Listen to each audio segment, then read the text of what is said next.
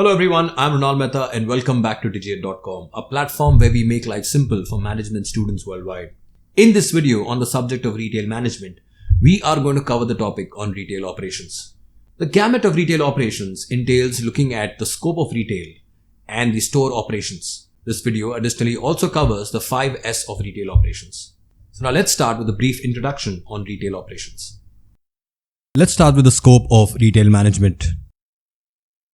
The scope of retail management entails, first, buying and merchandising, second, store operations, third, human resource, fourth, marketing, fifth, finance, sixth, visual merchandising, seventh, supply chain management and logistics, and finally, the aspect of sales.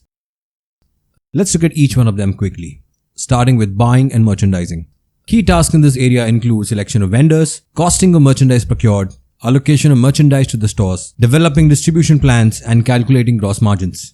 It may require extensive traveling to locate vendors for merchandise for retail stores. Next, store operations.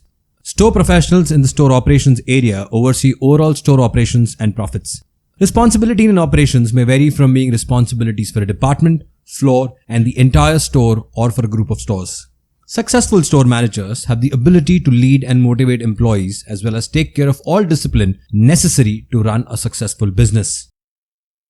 Next in line, human resource. Human resource in retail includes recruiting and hiring employees at various levels within the organization. If the employees whose duty is to convince the shopper and make them buy are not trained and motivated, results will not be up to the mark.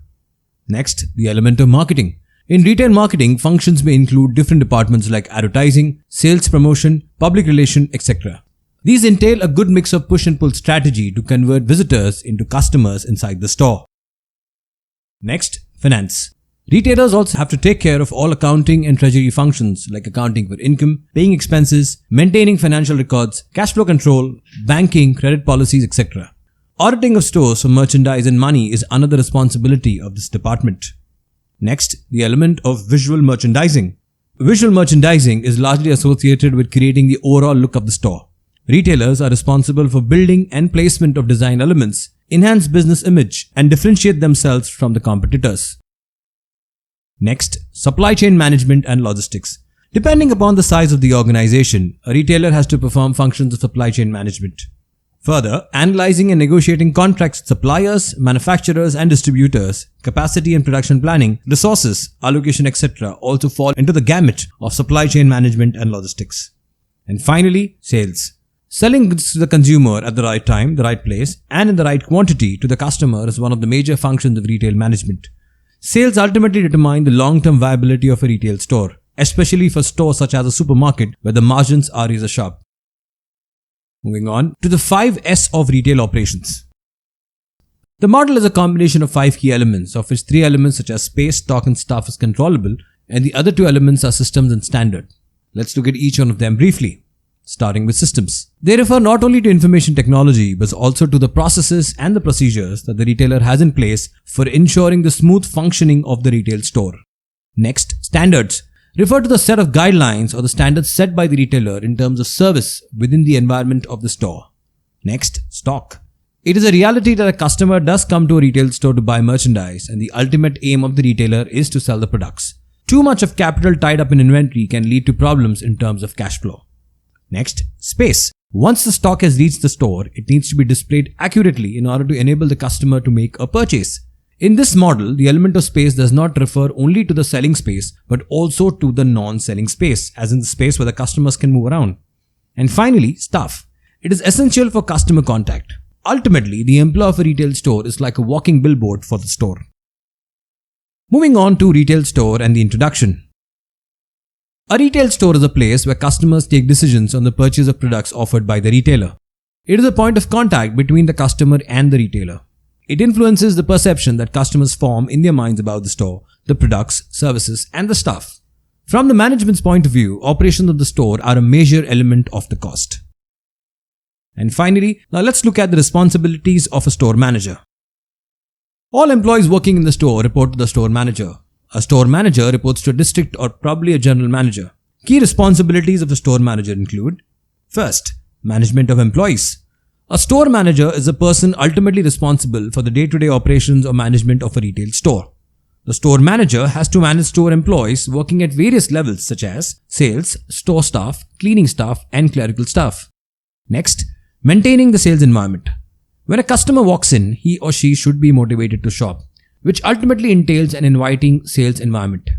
It involves the implementation of store layout plans, displaying merchandise, replenishment of stock, visual merchandising tasks, and maintaining the sales record effectively. Next, cost minimization. It involves controlling the expenses that are essential to run a store. By way of applying cost-effective policies, expenses can be reduced, resulting in increased profitability. It is possible by elimination of waste, errors, and accidents.